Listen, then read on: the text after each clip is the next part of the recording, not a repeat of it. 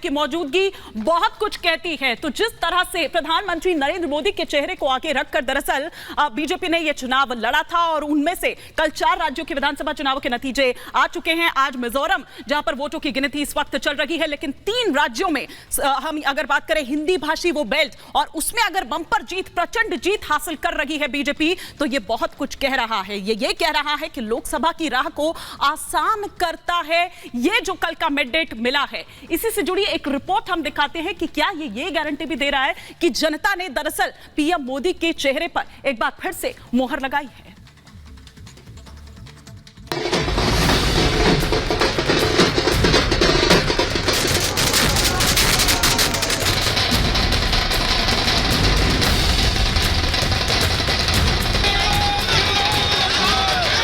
Hat trick ने 24 की hat trick की गारंटी दे दी है।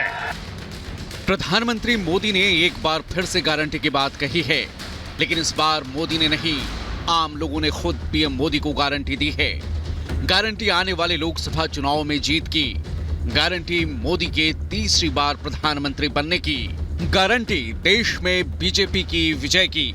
4 राज्यों के चुनाव परिणामों ने एक बार फिर साबित कर दिया है कि आज की तारीख में अगर पूरब से पश्चिम तक, उत्तर से दक्षिण तक, अखिल भारतीय स्तर पर अगर कोई एक इंसान जो जनता के दिलों पर राज करता है तो वो है प्रधानमंत्री नरेंद्र मोदी।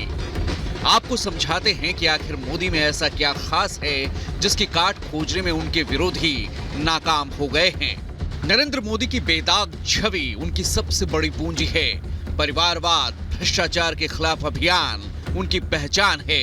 आतंकवाद के खिलाफ कड़े एक्शन से मजबूती का पता चलता है। देश की सीमाओं की हर कीमत पर सुरक्षा का दृढ़ संकल्प है।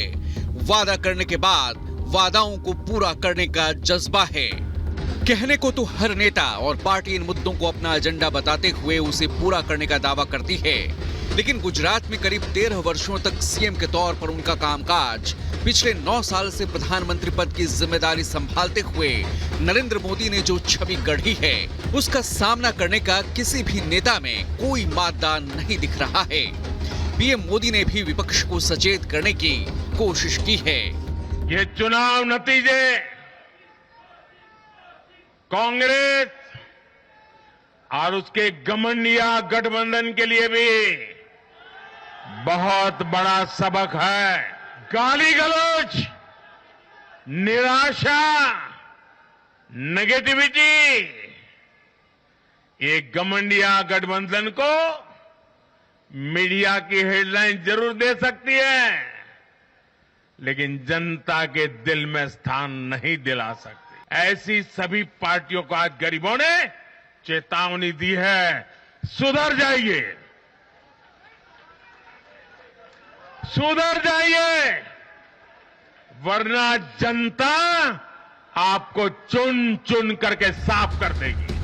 अब आपको चुनावी गणित के माध्यम से समझाते हैं कि मोदी के बलबूते पर किस तरह बीजेपी का पूरे देश में विस्तार होता जा रहा है। बीजेपी में मोदी युग के आने के बाद पार्टी ने लगातार नए राज्यों में अपनी पकड़ बनाई है। छत्तीसगढ़ में तमाम कयासों को धता बताते हुए फिर से बीजेपी ने सत्ता में वापसी की। मध्य प्रदेश में 20 साल की एंटी इनकम्बेंसी को बेअसर कर दिया। राजस्थान में टफ फाइट की अटकलों को खारिज कर दिया। तेलंगाना विधानसभा में तीसरी बड़ी शक्ति बनी बीजेपी।